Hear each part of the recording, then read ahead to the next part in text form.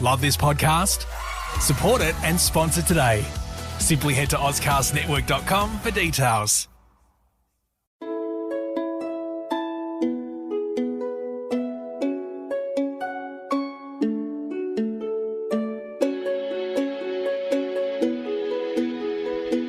Welcome to Hong Kong Confidential. I'm Jules Hannaford and I'm your host. I'm an Australian woman and I've been living in Hong Kong for many years. I'm a mother, a teacher, an author, and I want to share my wisdom and the wisdom of others with you. Thanks for joining me and I hope you enjoy the show.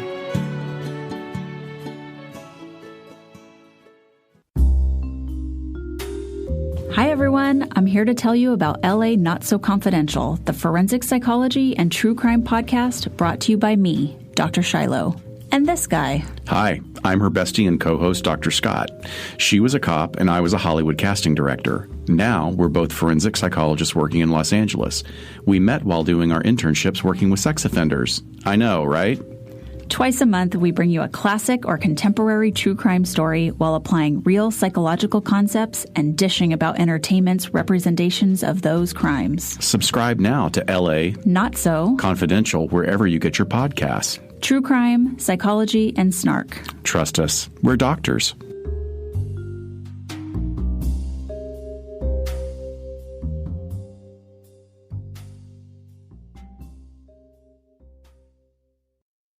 Today I'm here with Dr. Katherine Dale. Hi, Katherine. Thank you so much for joining me today. Thank you so much for having me. I'm super excited that you're here, given that you're leaving Hong Kong in about 3 days and moving to New York. I'm very excited that you'll come and have a podcast with me before you go. This has been a really important place for me to be in Hong Kong, so I'm pleased to be here with you. How long have you been here? This would be my 10th year. Oh, wow. How does it feel to be leaving? Yeah, it's bittersweet, which is my favorite kind. Yeah, So sure. I'm that's sure you're good. excited. If you're going to go anywhere, New York is the place to go, isn't it? New York is an amazing place to be. So exciting and so much opportunity, and people are just really creative there. Have you been practicing as a GP here in Hong Kong? I'm a naturopathic doctor, Oh, right. Okay. so I've been practicing as an ND. And how did your interest in menstruation develop? I was interested from a really young age, actually. But the first time that I remember it becoming super important to me was I was in a relationship and I had an unsafe encounter. And so I figured I needed to go to the medical doctor because I wasn't ready for babes, although I have 2 beautiful ones right now, bigger, but still I did go on to have children. But at the time I was a bit concerned. And I talked to the GP and she said to me, "When was your last period?" And I said, "Well, I've just finished." And she told me, "Well, you're not pregnant then." Ah, because she's saying you can't get pregnant straight after your period. Well, she seemed to know after asking me a few questions. How long is your cycle? Are you regular? And asked me these few questions. And I was gobsmacked. I mean, I didn't know how she had figured that out. And, I'd been cycling since the age of 12. So at that point, it was a fair number of years, 6 or 7 years. And how did I not know that? What did she know? What mystery had she solved, that the rest of us were not aware of? So I just figured I needed to figure this all out. There's so much that we don't learn, even in our sex education classes at school or in biology class. We don't really learn a lot of information about menstruation or periods, as many people call it. Yet it's something that every woman experiences if they have a uterus. Yeah, every woman experiences, many people bleed, Yeah. And I've met actually recently some women who had done the IB higher level biology. And they were able to answer my questions about mucus and ovulation. And they had done a very in-depth analysis of the menstrual cycle. But this is not what's generally taught in the public health class. Oh, yeah. So they had the inside information. They may have chosen it for their IA, their investigation study, the individual investigation. What does it stand for? IA. Analysis. Yeah, assessment maybe. That's where they can research into a particular topic. Or maybe they did do it as a topic with the whole class. They did it with a topic with the whole class. A man that I met recently who was a principal in Toronto, which is my hometown, He was a biology teacher in Toronto, and I asked him the same question, or it was in context. We were talking over dinner. By the way, as you do, about when do your women period. ovulate? Yes. What did you do? What did you do on the weekend? Yeah. And his girlfriend looked over at him, who's a good friend of mine, and she said, "How did you know that?" What did you ask him? I asked about what type of mucus do we find when we're ovulating. Is it a tacky or a stringy? And he knew that it was a stringy mucus, similar to a spider web. One of my patients used to call it spider web mucus with the spidey powers. And so she was quite impressed because she didn't herself know what the signs were of ovulation, even at the age of 50. Sure. And even after 2 children. A lot of people don't know, do they? They don't really even know many other changes that happen to their bodies if they ovulate or when they ovulate. Why do you think menstrual awareness is important? Well, knowing our bodies. This is what we have here on this planet, this incredible being that we are that's interacting with people around us and the environment around us and understanding all these things that are happening. And when we can understand what is our normal, then we can understand when there's something that's not going completely right. I had a girlfriend at a very young age, one of my best friends, Linda, and she from a young age had irregular bleeding. She actually bled and had irregular discharge throughout her entire cycle. And not until, her late 40s. And I, was not her doctor. I was her friend. But she started to have symptoms of bloating in her tummy and constant bleeding. And she was actually under the care of an IVF doctor because she was going through treatment to have a baby. And they discovered ovarian cancer. And to me, the symptoms she was having, the irregular bleeding and the discharge, really were signs to us early on that she had irregular hormone levels, that her estrogen levels were very high. She'd had that since she was young.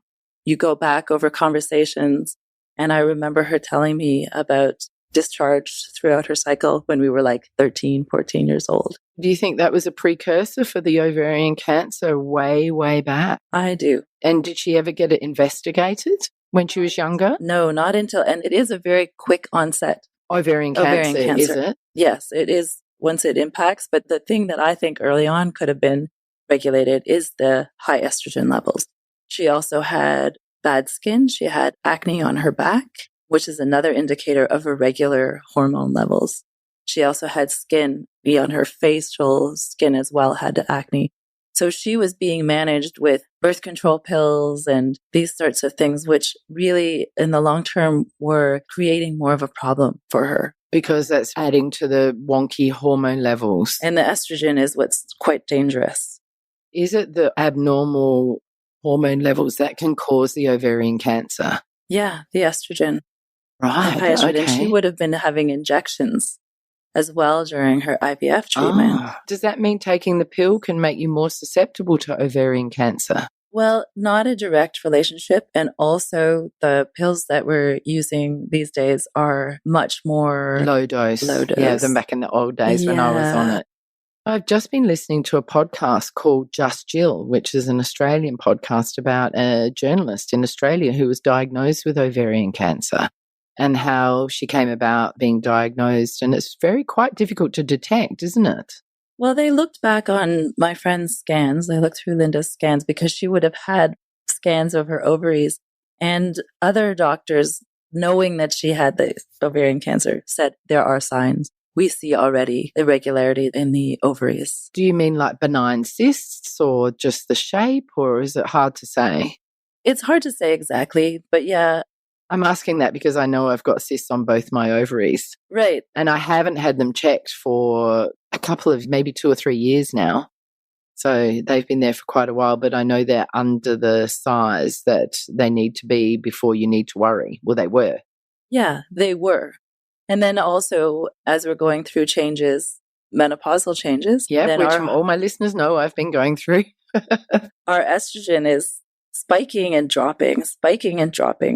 So it really is a good idea to be getting that checked regularly. But you would start to see when it starts to become, you want to find it earlier. Definitely want to find it earlier. And right now, the treatment, probably the main treatment, is to remove the ovaries. the medical treatment would be to remove ovaries. What are some of the symptoms of ovarian cancer? The discharge and the bleeding. And I think from the podcast I was listening to, she had pain as well. Can have pain. And one of the main symptoms as well is a bloating of the stomach. So there's ascites, there's fluid buildup in the stomach. That's another big one. And then how do they test for it? Is it a blood test and then you find the levels in your blood, or? They can be in the blood, but the main way would be to actually scan. Right. Yeah. And how is your friend doing? Oh, my friend passed away in 2015. Oh, I'm so sorry to hear that. And is that because she was diagnosed late? Yeah, it was very late. I mean, the symptoms by the time, so she was trying to get pregnant, I believe, in like March. And then I saw her in August and she was having symptoms and she wasn't sure what it was, but she was having regular scans of the ovaries, you know? It was quite mysterious. And then she found out in September, she was treated. And then the following year, she thought she was all clear, had a beautiful summer. She was the best friend ever. She'd had a new lease on life. She had gotten married and she was so excited. But then it came back and it was throughout her entire body. And that diagnosis, I believe, was again September. And then she died around Christmas. Gosh, that's year. fast. It was very fast. It was less than 2 years. Wow, I'm so sorry to hear that. Can women check for this kind of thing by just going for their regular pap smear? They can't, can they? No, they're going to be watching for symptoms. And that's why it's so important to understand our bodies. Yes, it is to so know important. What is normal. Yeah, and same with breast self-examination. Mm-hmm. This is also super important. But it's so interesting because so much money is put into breast cancer research. There's so much media information about it. We're all well aware of breast cancer, aren't we, and the symptoms. And probably that's one of the cancers that women suffer from that is detected more readily than something like ovarian cancer or even bowel cancer or whatever, colon cancer, because we're more aware of the symptoms. Would you agree with that? I think also we've just been taught it's easier. You know, it's easy for us to do a self-breast examination. Well, it's not as easy for men to have the colon cancer or to have those checks, but they can do occult blood checks quite simply from testing stool. But with any hormonal changes, you have to know your cycle. You have to know what is a normal length of cycle from the first day of bleeding to your next day of bleeding. Am I ovulating regularly? And you can chart your cycle. You can find out, you know, like we were talking about mucus, you can understand the mucus levels and you can watch your temperature. You can also watch our uterus, the cervix actually perks up when we're fertile. It gets a little perky. Does it? And then it rests back down when you're infertile. So you can actually feel that. Yes, it's like the end of your nose, isn't it? Yeah, that's what I tell students when I'm teaching sex ed. Yeah. Understanding all these and knowing what our cycle is, then we can say, hey, you know, I've been bleeding for a long period of time, or I haven't had my period for a certain amount of time. So knowing that each body is a little bit different, there's cycles as short as 21 days. And there's cycles as long as 40 days. Oh, I was going to ask what the normal range is for a cycle. So it can go up to 40 days and it's really looking at whether you're regular. Yeah. And some people talk about how each ovary has a little bit different personality and might give you a different cycle that month, depending on which side has ovulated. So you might have a continuous, 28 and 36 or something like that. But you start to I didn't even know that. So depending on which side you ovulate, your cycle could change. Do we drop down eggs from opposite sides each time? I was hoping at one point that it was regular, left to right, but no, it's not. It's got its own rhythm. What's a normal amount of time for the bleeding? I would say between 3 to 7 days. Women will sometimes have a light flow to start and then a few days of heavy and then some light after the end. But if you're having more than 3 days of a heavy flow, then I would start to be concerned about that and get support. Yeah. Go and see your naturopath. Tell me a bit about the history of menstruation and how it's kind of evolved as something that we're now talking about when it was really quite kind of hidden years and years ago.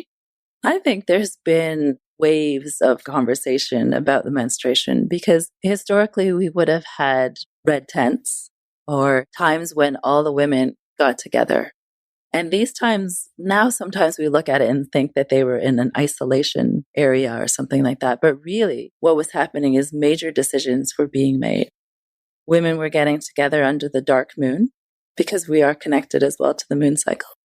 So women would get together under the dark moon in the red tent, and elderly women who had no longer cycled will still be there because they were making decisions about what was happening in the community for the next month. And the young women who hadn't started cycling, they would be listening and hearing about what's happening in the community and also seeing that, oh, this is the time of the month when women bleed. And even women who were perhaps pregnant at the time would be there as well. So there was like a real community meeting or a community sense. So that is really intrinsic as a part of the community. It was a part of our everyday existence. But then at a certain point, it became more medicalized. I mean, I remember even a friend of mine, or my aunt, is in a family of 21 children. And I remember talking to the grandmère. She was a Roman Catholic from Quebec. And she was telling me how at the beginning, she just had the babies at home. But then at the 7th or 8th, she couldn't quite remember. They decided, oh, you have to come to the hospital. So it was this whole medicalization of the women's body. And we were also seen as other, different than. And that's like the situation, even with the birth control pill, was originally tested on men. Women were seen as just too unreliable. Too emotional to give feedback. High five. That's hilarious. Yeah, so our bodies were just seen as different than and always in comparison to the male. So I think it was really with medicalization, really like this turning to the science of the body and trying to analyze and understand. And then really to see that as less empowering, right? At one point, it was like we all were bleeding under the dark moon and we were ovulating with the full moon. The luteinizing hormone is stimulated by bright light. Oh, is that what it is? I was going to ask you because when I went to boarding school, we all had our periods at the same time. So, I know women generally have their periods around the full moon, but it varies. But why, when we were all together living in the one space, did it all happen at the same time? I read a study recently that said it was not proven that doesn't happen, but I know in my household it does. So I don't know why people think that it doesn't happen, but I think it has to do with pheromones and, our bodies becoming in alignment with each other and just recognizing that whole need to be in cycle. And that whole community thing as well, being a community again, which we've been losing. And I noticed recently that you did a menstrual awareness event here in Hong Kong that was very, very popular and it was great. What kind of things did you cover at this event? We had such a good time. All ages were there.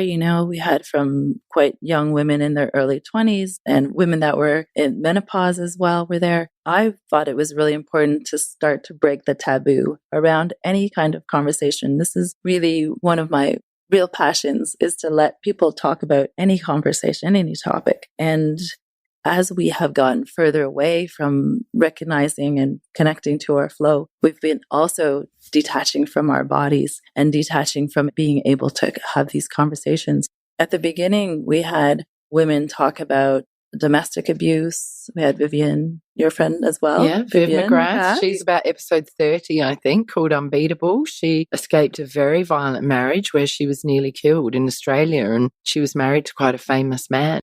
So that's a great podcast for people to go back and look at. And you had Karina Calver as well. Yes, Karina, lovely Karina was there. She's written a book. Yep, she's written a book called Girl's Faith. And she's also episode 7 in my podcast, Just a Girl. And that's a very emotional, they're both very emotional and gripping podcasts. So people should go back and check them out because they're really, really moving stories from these really brave women. Why did you feel it was important to talk about these issues at a menstrual awareness event? I felt like I wanted people to feel safe to share anything, I've known Vivian for about 3 years now, and meeting Karina the first time, I just felt there was something different about the way she communicated and how open her heart was to accepting me and instantly felt like I was a good friend. She's amazing, isn't she? She's really wonderful. And that's what happens. When people share their stories, we start to create a safe environment. Yes. So starting with something so open and extreme and raw means that throughout the evening then people would feel more comfortable sharing their stories, because we've got two really courageous women who are owning their stories and sharing it with confidence and without shame. Yeah. I also had my friend Jill Marshall. Ah, yes, I know Jill too. She's only just started sharing her story about a gang rape. And so that was like her second time ever talking how about. Brave. Good for her. Yeah. To me, these women are pillars, they're setting the stage for us all.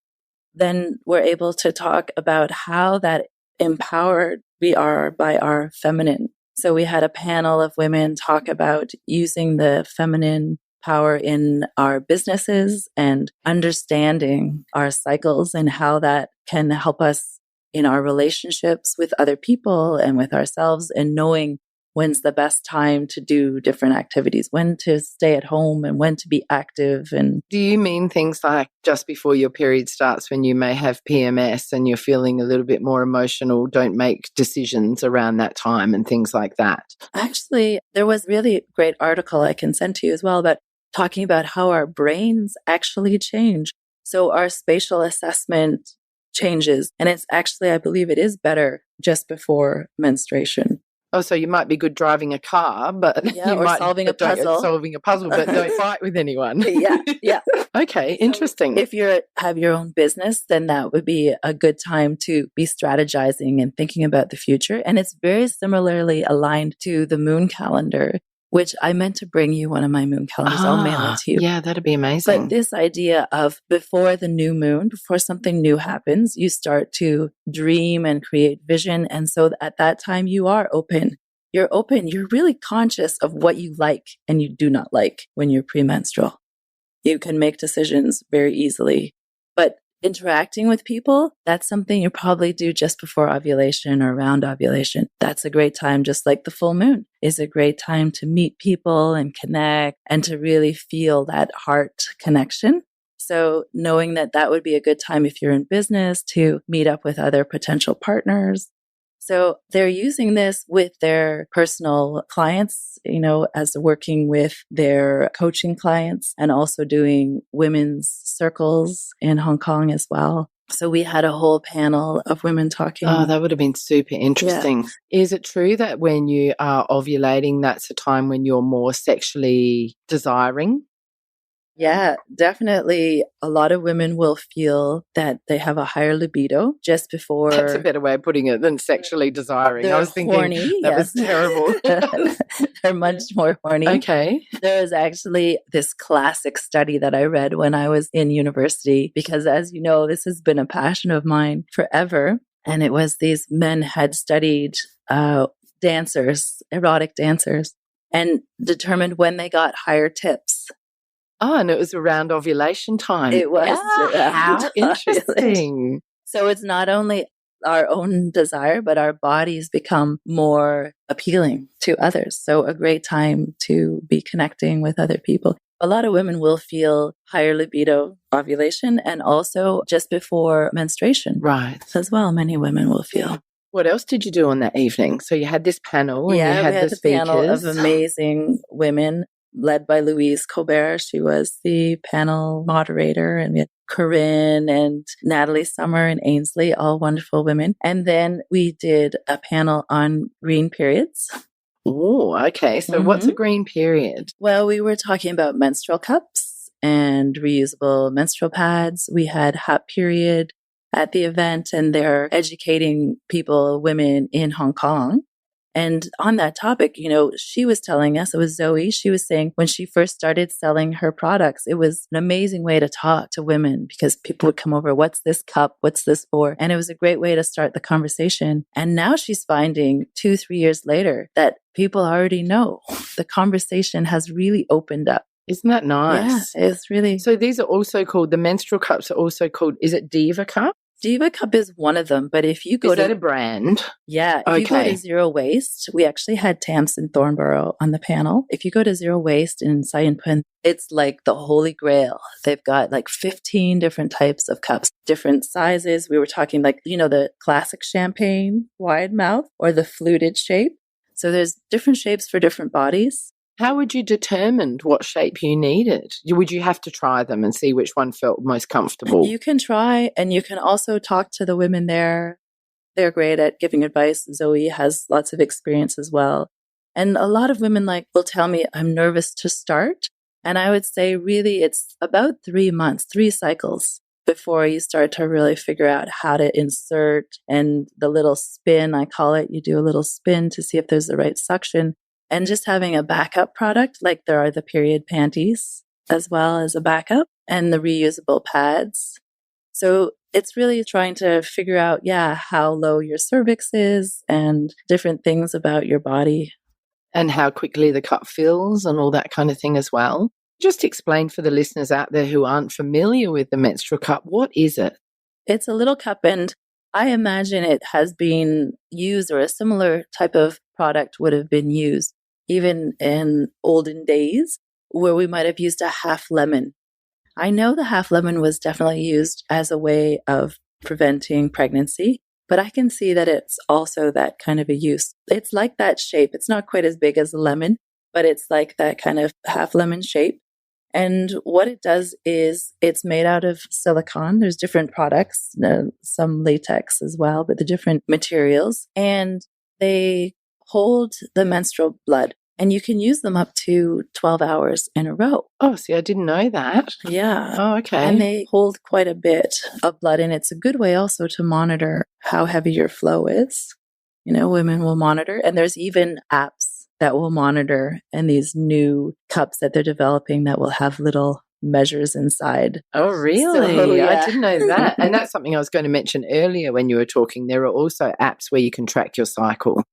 So you can actually keep track of it. You don't have to write it down or remember. You can put it in an app. Yeah, I like them. I've used one called Clue that I quite like, but these ones are not completely accurate. I find they're not as accurate as doing it by hand yet. They say they're about 90% accurate. So you can have them monitoring your temperature, and that's useful. And then you'll put in your own data, but they don't often update as quickly as if you were watching and knowing your own signs. With the menstrual cup, you then take it out, wash it, and put it back in again. Is that right? Within one menstrual cycle, so if you're having your period, say for 3 to 5 days, you would just need to rinse in between. But then in between periods, you would want to do a full clean, whereby you would boil for a period of time. And make sure that you turn it off before the water boils out to nothing. Because I've dissolved some cups in the past. And that's to prevent infection. Yeah. But some soapy water is great in between periods as well. And really just rinsing it. This is where you're going to wash your hands before you go to the bathroom if you need to change or empty the cup. That's a good reminder. So you're stopping infection again. This is so interesting because this has been invented since I've lost my period in menopause. Can women get to a point where they don't need to have the period pants or the pad as a backup? Or can they just use the cup if they know what's going on? They definitely can. And the first cup was invented in 1932. No way. Yes. What? Way. Where have they been? Mm-hmm. It was a Hollywood movie star who invented them. And they just went underground. Is that because of the stigma associated with women putting their fingers up inside themselves and things like that, do you think? And cleanliness? I have some crazy conversations about women not wanting to, even in they're using a tampon and not wanting to touch themselves. I'm like, okay, look, this is the good bits, about life. This is exploring yourself and understanding your body. And this is one of my favorite things about working with women. The feedback that I get when a woman will say to me, I used to see my period as something awkward and uncomfortable and not to look forward to. But after working with you, I have started to appreciate my body and appreciate that I'm aligned with the moon and that I have this creative potential every month.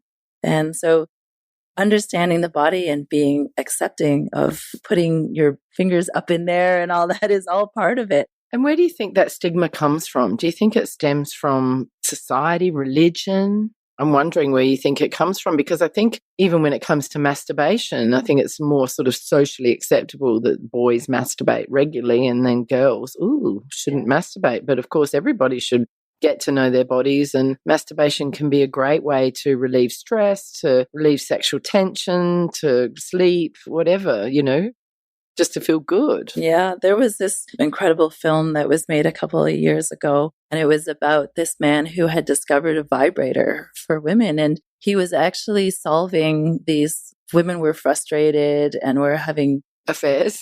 They were not. That would have been an easy solution. But they were frustrated in their relationships, and they were coming to him, and at first he was using manual. And he got so tired of masturbating, like bringing all these women to orgasm. So he just created a vibrator. But I think this is what it is. Women have been taught to be like not sexual. Yeah, we have demure. We have to be virgins and then sexual sirens at the same time. The Madonna whore complex. Exactly. Yeah. I mean, we're supposed to be pure and loving and calm, but then, ready for action at any time. So we've had a real conflict, a real dichotomy. Exactly. In who we're meant to be. Yeah. So it makes sense that women are struggling to love their bodies and love themselves, to pleasure themselves and to be empowered by this sexual body that we have. And this whole menstrual cycle is really all about sexuality, It is. If you're working with someone who is not comfortable with their body or is reluctant to touch themselves or use the menstrual cup or understand what's going on, how do you get them to feel more comfortable and to get to a place where they're really feeling happy to masturbate or use the menstrual cup or talk about these issues? It's just a gradual kind of introducing the topic and introducing it in a way that is completely normal and natural. Like, for example, one of my clients had an infection. So I said, when you've got the infection, no sex, and when I'm writing the message and I'm thinking, someone might be upset by this. I'm the doctor, I'm the naturopath. I am creating a situation, a relationship of trust here. People will share all sorts of information with me. And that's really where it starts. They start to just feel comfortable to talk about it. And then they're like, oh, this is normal and natural. My doctor does it and other people, women do it. So then they start to explore a little more. And then next thing you know, a year later, you get a message saying, I'm completely on the cup. I'm not using any menstrual products anymore. Thank you so much. Really, it's just normalizing the conversation. That's really interesting. And do you think as a naturopath, you're delving deeper than perhaps a gynecologist or a GP would, that you're really taking more time to talk about these things and investigate and really sort of get to the bottom of issues rather than, it's not true of every GP or gyno, but a lot of it is kind of production line. In you come, have your smear test or whatever, this is what's going on, off you go. Would you say that it's different as a naturopath? It's different as a naturopath. It's also different as Dr. Katherine Dale, because this is like my favorite thing. So, a lot of women will come to me and think that we're going to be talking about something very practical, which herbs they're going to be taking or which pills they're going to be taking. And then it turns into this whole conversation about what was your childhood like? How did you learn about menstruation? What was the conversation with your mother? And then also about sexuality as well, relationships with other beings and how you've been sexually in your life. So I have a long conversation and extended conversation. And also they're bringing me their charts. We're talking about things that they're not normally wanting to share or feeling that they should not be sharing, Because of the taboo or the stigma. Because of the taboo, because perhaps they feel uncomfortable letting other people know that they're having pain during their period, or just the whole experience of, having to hide your period, having to cover up if there's leaks or, if you're somewhere and you have no pad, you don't talk to, going to the pharmacy. Like there's just so many stories that we have. That's so true. And what can some of those questions that you ask about when their period started and conversations with their mother and how they viewed it as they grew up, What can that tell you about a person in the here and now? It tells me little bits about how they see their body, and there's like this real disconnection, as I mentioned again, but there's this real disconnection between the body and the mind. We feel like our bodies are somehow detached or separate from what's going on in our minds and how we see the world. But really, the body and mind are strongly connected. I was discovering just the other day in meditation that our throat actually responds 4 seconds before our mind. And our hearts or our emotion responds 6 seconds before our minds. Gosh, that's interesting. So we think that our minds are in control, that our minds are understanding, but really our bodies are understanding and our minds are interpreting. So when we talk about premenstrual tension or things that we're upset about, these are strong messages from our bodies that something in our lives are not going the way that it should be. So then look at the bigger picture. Yeah, then we're looking at the relationship that you had with your mother, looking at the relationship you currently have sexually with yourself and with other beings. And how are you talking to yourself? How do you treat yourself? What messages are you saying about the body that you have on the external? How your curves or whatever it is that you've decided is not what you want. And your body's going to keep saying, no, here I am. You have to pay attention and love me and give me the attention and nurturing that I need. And until you give me the nurturing and love and attention that I need, I'm going to keep telling you, pay attention, So this is really important to understand how those messages got formed so that people can start to recognize, I can actually make a change here. This is something that was told to me and it's not part of my reality, part of my story. They feel, again, empowered by their bodies. That's really interesting because the whole thing is about empowerment, isn't it? Self-empowerment, self-love, and connecting the mind, body, and the soul. When it comes to smear tests, how important are they and how often should women have them? Well, recently, the start date has changed. It's now 18 years old. Regardless of whether you're sexually active or not? I would say regardless of. It's good to check the cervical cells, make sure that everything is okay. But you, of course, are going to be much more conscious once you are sexually active.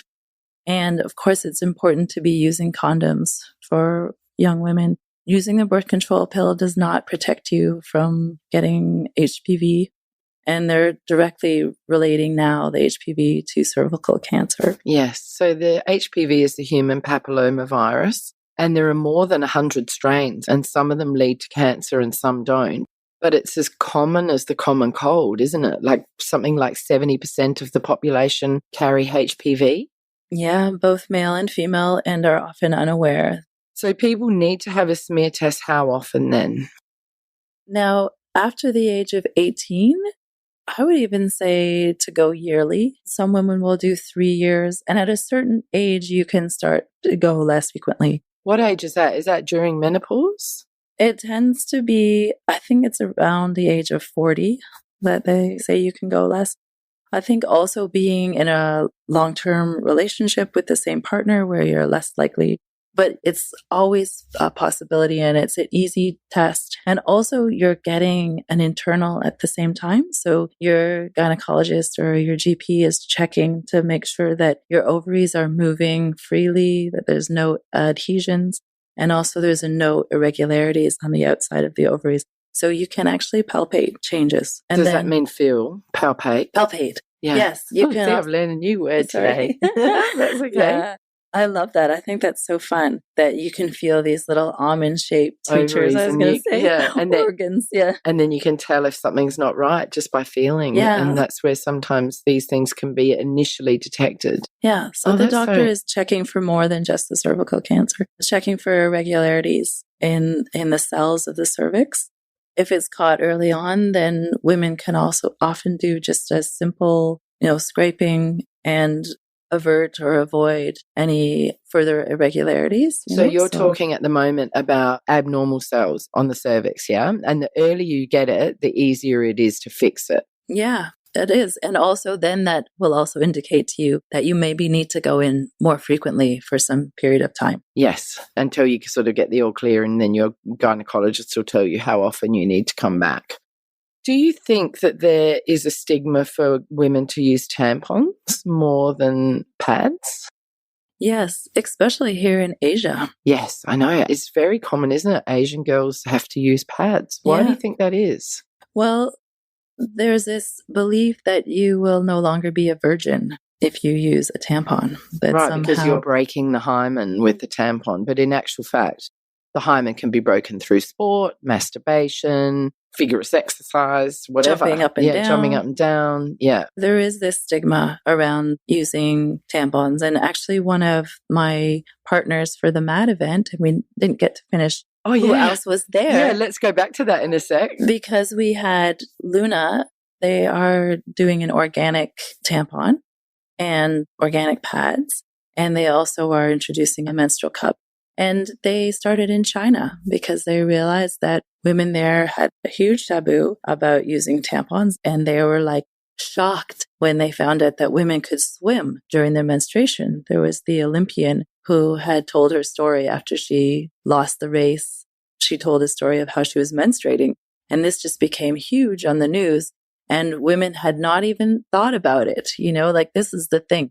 Women are not talking about it, so they're not sharing. So they don't understand that there's ways for them to live an unlimited life. Yes. Right? Yes. That this is actually a bonus. This is like a beneficial thing that you're experiencing every month. Right? There has been a taboo, but I think now women are understanding more and more about it and realizing how liberating it can be, especially to use something like a menstrual cup, which, is reusable and doesn't contribute to any waste, which was our green periods talk. And also this green poverty was part of that as well, where women in poverty are often not able to access products that they can use in order to continue to be a part of society. So they stay home when they menstruate, don't they? They stop going to school. They are not able to go to work. They actually are out of the system. And I remember about 10 years ago, before we came here, I was interested in doing a PhD, and that was my topic. I said, I want to understand how women who are feeling taboo against their cycle, their menstrual cycle, or they feel taboo around periods, how it's limiting them within society, how politically, socially, and with relationships, it's changing their place in the world. And the UN, or the World Health Organization, made a statement 2 years ago saying this indeed does limit women in society. They're not contributing. And that was how Menstrual Hygiene Day became a thing, May 28th, and how MAD ended up being on that date as well, because women had been, limited by their cycle. And it was all part of this taboo subject. The way of not marginalising women in society by creating this day. And so was this day created by the WHO? The WHO. Wow, yeah. That's great. The World Health Organization. World Health Organization had Menstrual Hygiene Day. And I wanted to have menstrual month in May. And then I discovered, 2 years ago, they created this May 28th. And so I nicknamed it Menstrual Awareness Day. MAD Day. Yeah, MAD Day. That's great. So yeah, we did our MAD event. Who else did you have at the MAD event? So you've mentioned Luna. And who else was there? We also had other sponsors that were there. We had vendors there. We had Hot Period, I mentioned. We had Sophia selling these delicious organic bars. We had Holy Shrooms, which sells mushrooms, which can be very beneficial in regulating the cycle. Really? I didn't know that. Chingy did a really wonderful talk on different mushrooms and how that would regulate your cycle and regulate your hormones. Why? What's the thing with mushrooms? You're going to have to listen to our podcast on polyphenols. Amazing medicinal value of mushrooms for immune. I'm sure you've heard reishi mushrooms for immune system, but also regulating other systems in the body. Oh, that's really, really fascinating. I did not know that. So there you go. Wow. And who else was there? After the panel on green periods, and green poverty, we had a lovely ceremony. We did a rites of passage ceremony. So often in our lives growing up, we don't acknowledge our menstrual cycle. We don't have a ceremony of any kind. And so we created a ceremony to welcome all young women into the world of women who bleed, and all people who were there to be welcomed into this community. And so we had a song and meditation as well as gongs. Ying Han led the meditation, and then my friend Cheryl Rodriguez did the gongs.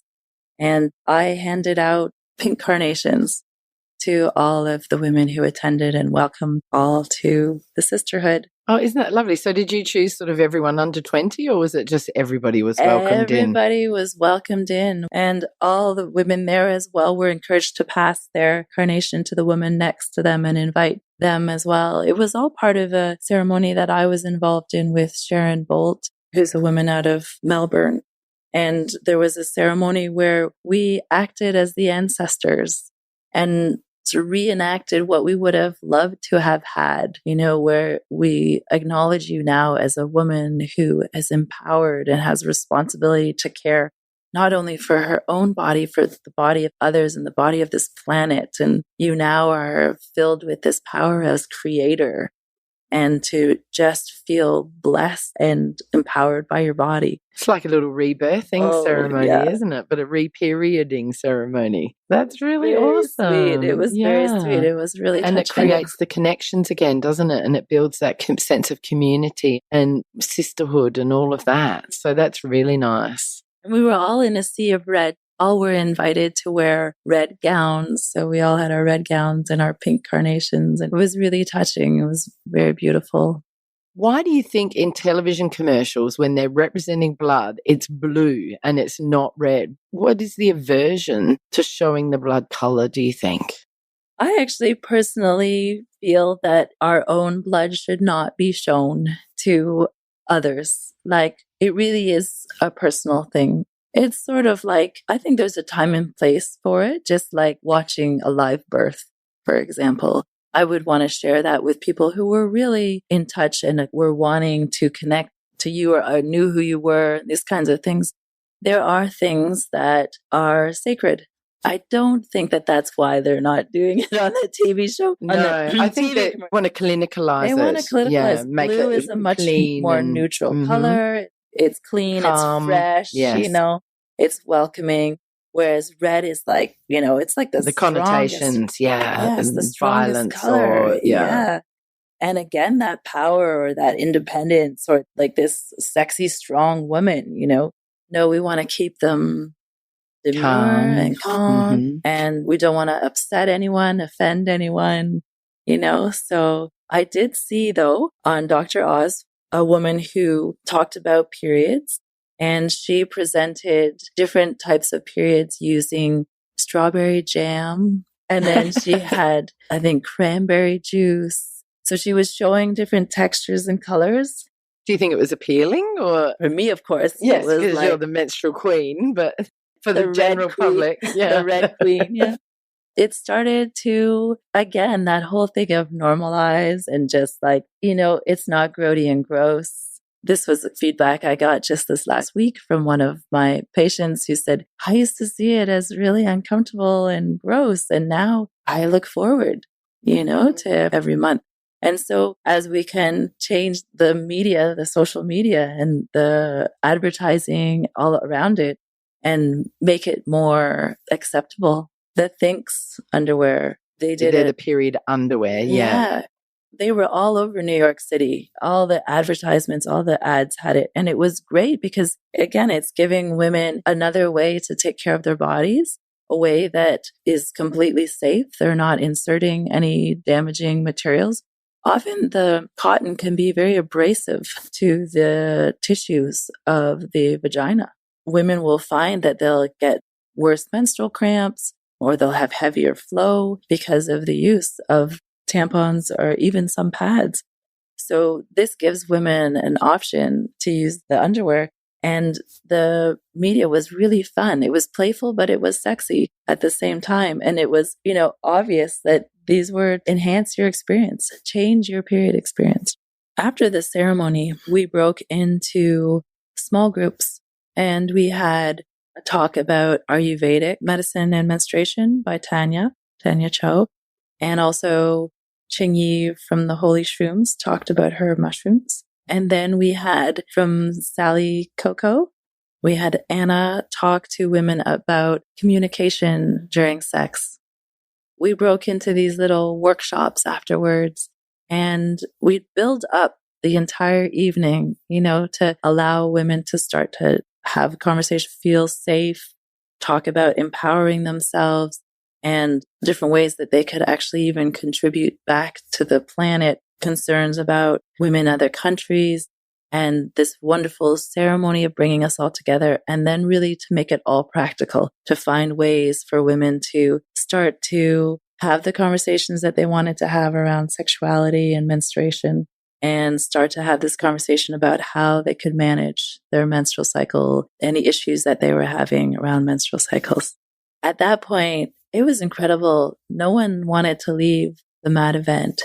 They just kept sticking around, We had lovely food by food folk as well that evening, and everyone just felt like a big family. It sounds like an amazing event. Did you talk about how women can talk about sex and their periods with their partners or their children and things like that as well?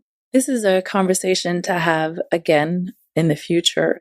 I know myself, I have a teenage daughter, and of all the conversations that I perhaps did not have with her or did not have deeply enough with her, she has acknowledged, Mom, you definitely talked to me a lot about menstruation. I knew a lot about my period, and so did everyone in my grade 5 class at CDNIS. For me, it was important. From meeting my husband, he started to talk to me about it as my moon cycle. He introduced that to me, actually. And he had learned that from the Native Canadian Center in Toronto, where he worked. And so we started talking about it as my moon time. And I always allowed the children to come into the bathroom and see what I was doing as I was changing pads or whatever I was working on. And they knew from a young age, both of them understood what was going on. And that, I think, again, is something that both boys and girls need to learn about. Yeah, it's healthy, isn't it, for them? That's something with sex education. I think it's really important in sex ed that boys and girls get both sides of the coin and that they get the story from both sides, not just for their gender. And gender can be fluid and change anyway. I know here they were separated into boys and girls during their sex ed. Do you mean in Chinese schools? In the ESF. Oh, right. No, not here. Not at this school. Yeah, some of them maybe. Yeah, it was early. It was. Oh, do you mean the little ones? Yeah. Right. Oh, okay. The little ones. They were separated. Oh, shame. Yeah. But there's definitely a movement to change that. And I know I did a talk for the grade 5s. And after that, they actually introduced a whole curriculum, I would say, where they brought a sex education woman from Canada to create a program within the school. And it became quite important to the school to teach the students about their bodies and, each other, not That's just good. in isolation. That should be happening in schools globally. This is why this conversation is so important, and it's great that we're doing this podcast. Tell me a little bit about having sex on your period. Some people think it's taboo. Some people think it's fine. Do you think attitudes are changing? Do you think people are more open to it? I guess it comes down to personal preference. I think that it is wonderfully pain releasing. Definitely for women to have orgasm during menstruation if they've got menstrual cramps. It can be extremely relieving. So I think from that point of view, all women should be having sex when they're menstruating. Brilliant. The other thing is early in the menstrual cycle, as long as you have a longer cycle, so like the doctor, she knew I had a 30-day cycle at that point. If you've got a longer cycle, then you won't be ovulating. The ovulation will happen sort of generally the middle of your cycle. You won't get pregnant. However, that said, you need to be in a monogamous relationship. Again, you want to protect yourself if you are having sex with someone who's not a regular partner. But that's another extremely calming factor as well, to know that you're not going to, unless you're trying to get pregnant, but that's another great thing. So you can't get pregnant having sex during your period? some women have very short cycles. So it's possible that they may actually be ovulating while they are menstruating. Okay, so it can happen. You can get pregnant. This is why you need to use protection all the time. And then some doctors actually believe that the menstrual blood can be dangerous to men. They say that the menstrual blood actually enters the penis. I have not been able to find any proof of this, but I have heard doctors say this. So it's like they're concerned there's going to be some kind of infection. Right. But I haven't heard seen any proof. evidence of it. No. So I'm looking for that. And then, there's natural lubrication. Yeah, it is. What the heck? Yeah. This is a conversation that I've been wanting to have. And I actually have asked some of the speakers who were at the MAD event to talk on the topic, but they weren't quite ready to do that. So it will happen in the future. Yeah, you're paving the way, aren't you? You've got to have patience when they get down to the nitty-gritty. That's it. And I just would love to have a panel of women talking about their period sex experience or something like that. It can be messier, but there's always a shower. But the flow can tend to slow right down during sex, can't it? Just physiologically something happens. And while you're sexually active, your period can kind of slow right down. Yeah. And also there's an option. Some women are able to wear the cup. While they're having sex. Okay. While they're having sex. And a diaphragm could do a similar thing. Yeah. Diaphragm or a sponge could be good. Finally, just to finish up, any sort of words of wisdom about coping with menopause and that sort of change into the third cycle of life where you're no longer fertile, your period stops, you're going through a lot of physical and emotional changes during menopause that can be quite debilitating for some people. And for the listeners out there, I've got a podcast called Menopausal Musings where we go into a lot of detail about menopause. What do you sort of know about menopause and that sort of time of life for women? It's a very broad question. I did a podcast as well and tell you about that one. We can maybe put it in show notes or something. Menopause is the best bit. When we talk about a menstrual cycle, we actually are going through this mother, maiden, wise woman. I like the way you've changed it from crone to wise woman. It used to be mother, maiden, crone, didn't it, in Wiccan? Yeah. I still don't mind the word crone, and I feel that it should be reclaimed. Yes, in a different connotation than the old witch. Yeah. Pussy power, crone power. Because in Wiccan, the crone is the wise woman, and it is a positive connotation. This is the best part. This is the part where we actually know it all. And women that we're talking about attending or not attending MAD, I was like, we need the wise women there. We need, like I talked about my pillars, this is the advice of the woman who's been through so much already. And really, I think if women can start to be not only themselves conscious of that, but also society, to put that badge of honor, let's say, and to praise women as they age. There's so much of our society that doesn't appreciate the elder woman. Our bodies are different. Our skin is different. Our hair has changed.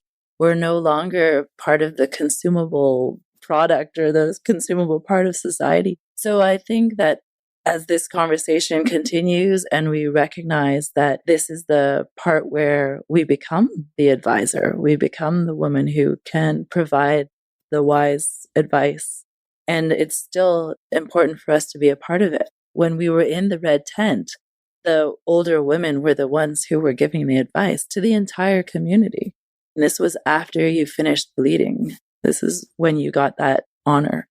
So I think what's happening in our minds is we're feeling like we're losing our place. But really, to me, we're starting to gain our place. And we no longer are caught up in the simple basics of life, which is, how does my body look? What relationship am I in? This is a time when we start to really have the me, no pause, where things become more about my own development.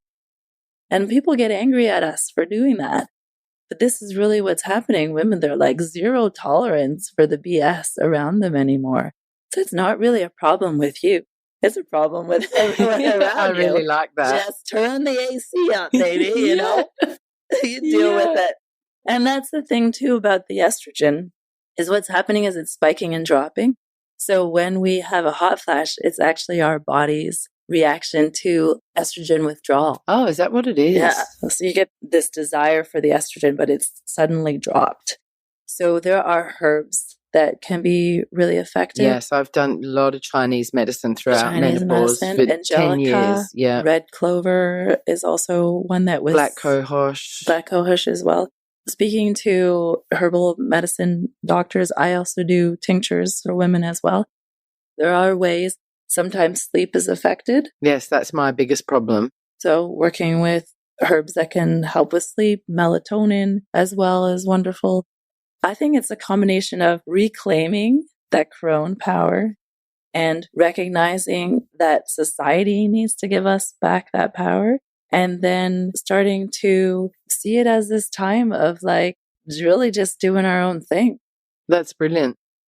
That's just like with women who have PMS. They think it's a problem. No, this is like the strong signal, the siren going off saying, change what's around you, change what you're doing and speak, you know? So giving that power again back to ourselves, I think is really key. And using a couple of herbs and food changes, healing and lifestyle change and all that kind of thing. Yeah, that's a really lovely message for me to take away from this. Do the menopause symptoms ever go away? Like I've literally been in it for 10 years now, and I've been maybe 2013 was when I had my last period. But I'm still having the symptoms, particularly the sleeping issues, and my anxiety's risen towards the end, not in the beginning at all. I've never ever had it before. It's just kind of come up in the last couple of years. But my hot flushes and my night sweats are much, much less. It's really interesting how it has all evolved and ebbed and flowed throughout the whole time. But I'm just wondering, will it ever go away? Or am I stuck with this forever? Tell me, doctor. it will go away Thank you. in 3 months, 2 days, and 7 Okay, hours. so it's an individual and it may never go away. Thanks. And no, of course, it always goes away. Do you reckon? Yeah, Okay, good. it always goes I'm away. kind of wondering if I'll still be like having terrible sleep at 75 and Yeah. hot flushes at 75. I would also recommend homeopathy. Well, I do acupuncture and Chinese medicine for it, and that's been super helpful. But the homeopathy can kind of gets onto different levels as Okay. well. Like we were talking about the mind, body, soul. It's on all levels. Okay. So it might be just that something is just not letting go. You're just not letting go of the last little bit. Cool. That's great. All right, I'll look into that. Yeah, processing the anxiety might be the last hurrah. It's much less than it was last year. I'm getting there. Yeah. How would you like to see society move towards positive menstrual awareness in the future? We've talked about bits of it all through today, right? Changing our attitudes towards what it means to have blood coming out of our bodies and how that's represented in media, allowing us to have conversations. You know, last night at the pub, we were talking about menstruation because everyone knows Katherine talks about menstruation. So, you know, have people like me around to allow the conversation to come up, and then to allow other conversations about our bodies to come up, so that we end up being a society that listens early on, because we end up alienating each other and end up with situations like we spoke about at the beginning with Viv and Karina and Jill, where people feel so disconnected from society that they don't know any longer how to interact. This is a community of people that are openly discussing and talking to both sides. You know, not only talking to women, but also talking to men about what they're thinking about and what they're feeling. And not only having these gender identities, but talking to all people who bleed, right? So I would see a society that has just allowed this natural process of our bodies to become super normal and really something that we all are celebrating. I love it. Thank you so much. So, Dr. Katherine, if my listeners would like to get in touch with you or find out more about your mad days, how can they get in touch with you, or how can they find you? I'm Dr. Katherine Dale pretty much everywhere. Okay, great. And that's just K. Google it. Yeah, I'm like Dr. Katherine Dale on Instagram and on Facebook, and have a website. And I see women online as well. I'm moving to New York. but I will be back in Hong Kong and I have connections here still for my herbs and homeopathics and everything. So people can continue to work with me online as well. Oh, great. So I've got listeners in 110 countries around the world. Thank you so much, everyone, for tuning in and listening. I really appreciate it. Anybody could get in touch with you if they'd like to have a menstrual conversation. That's right. Or even a menopause conversation. Let's go mad together. Yeah. Katherine, thank you so much for coming to see me just before you jet off to New York. It's been a fascinating conversation, such a great podcast. Thank you for sharing all your wisdom with our listeners. I know that many people out there are going to get so much out of this. I've learnt loads. And just thank you so much for your time. I've loved this conversation. Great. Thank you so much. It's been really nice. And for my listeners out there, if this is a conversation that you've enjoyed or you feel that you have somebody who would really benefit from hearing this podcast, please can you share it with them? And if you can rate and review us on iTunes, that would be amazing for me to bring my podcast up the iTunes chart, and also for Dr. Katherine to get more people talking about menstruation and women's health in general, which is a conversation which can benefit all of us. Thanks a lot. Thank you. Hi, Confidants. I want to tell you about my Patreon page. I've joined Patreon in the hope of getting sponsorship for my Hong Kong Confidential podcast. Patreon is a great way for my listeners to get on board and sponsor me with monthly payments, and that goes towards my production costs and rewards for my members. If you're interested in checking out my Patreon page, please go to patreon.com and search up Jules Hannaford or Hong Kong Confidential. I would really appreciate you visiting my page.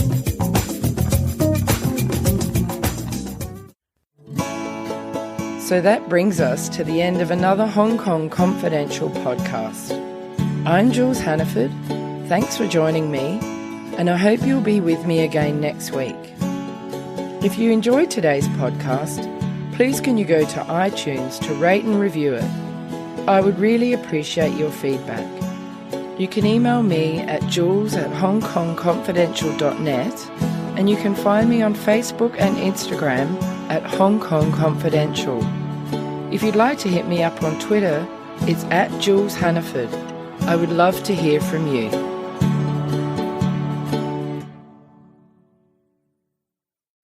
Love this podcast? Support it and sponsor today. Simply head to ozcastnetwork.com for details.